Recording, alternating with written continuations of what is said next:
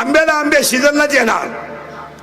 तिथं science is a science and God is a god.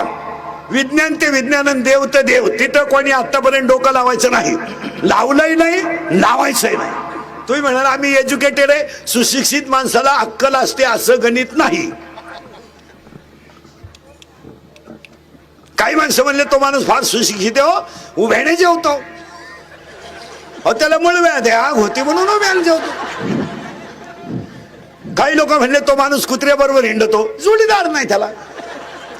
काही म्हणले तो बायको हातात धरून हिंडतो, विश्वास नाही बायको. याला सुशिक्षित नाही म्हणायचं. मग सुशिक्षित कुणा